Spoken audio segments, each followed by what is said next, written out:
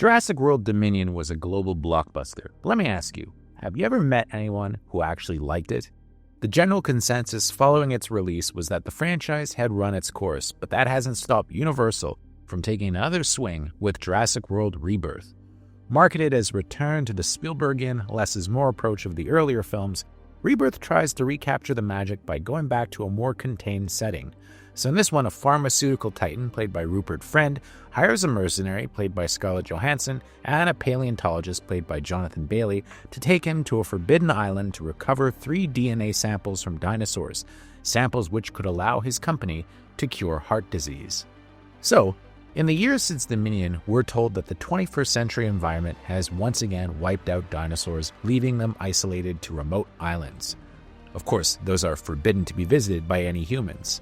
Now, the decision to return to the franchise's roots isn't a bad one, and I appreciated a little bit of self-aware commentary, with the public in the film having lost interest in dinosaurs, mirroring the franchise's waning popularity.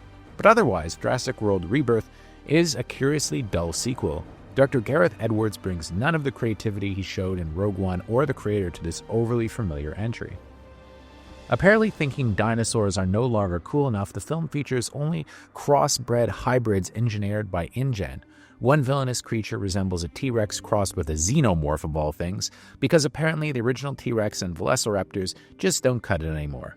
What's especially frustrating is just how badly the core cast is used. Many were excited to see Scarlett Johansson return to action hero form in a role reminiscent of Black Widow, but she's off-screen for large stretches of the film, as are co-stars Jonathan Bailey and Mahershala Ali, despite their top billing. Instead, a lot of the running time is devoted to a shipwrecked civilian family, Manuel Garcia Rolfo's Ruben, his daughters Tessa, and Isabella and Tessa's stoner boyfriend Xavier. Although barely featured in the trailers, each of these characters gets as much screen time as the film's marquee stars, suggesting the latter had limited availability, which is a major letdown. Johansson's role ends up feeling half-baked with no standout action scenes to speak of. Ali fares slightly better as Duncan, her boat captain friend mourning the loss of his son, who takes it upon himself to protect the shipwrecked family. The standout, however, is Jonathan Bailey, who brings a character that's a cross between Ian Malcolm and Alan Grant to life. He brings some fun to the film, with some nerdy charm in his role, and even manages to shine in his limited scenes, while somehow also keeping the world's most indestructible eyeglasses intact. But again, these moments are sparse and drowned out by the generic family drama and uninspired chase sequences that feel lifted from Jurassic Park 3, which had a similar storyline where Téa Leoni and William H. Macy's son is lost in Jurassic Park.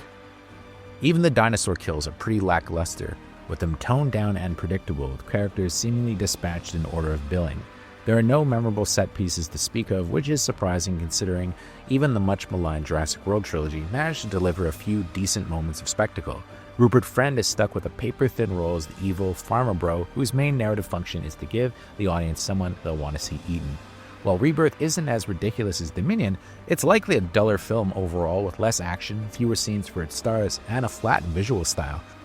It's telling that this isn't getting an IMAX release, with the company instead keeping F1 on premium screens for another week before Superman arrives. Truthfully, having this on IMAX would have been a waste of the format. It's a shame because Gareth Edwards is a talented filmmaker, but this one feels more like his lifeless Godzilla reboot than any of his more imaginative efforts.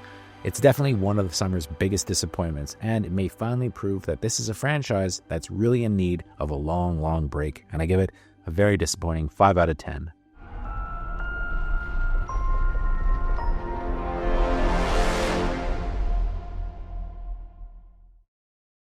Thank you for clicking on our video, everybody. If you like what you saw here, please make sure you like the video and subscribe and share with your friends who like this sort of content. JoBlo was created by movie fans for movie fans, and we appreciate your support.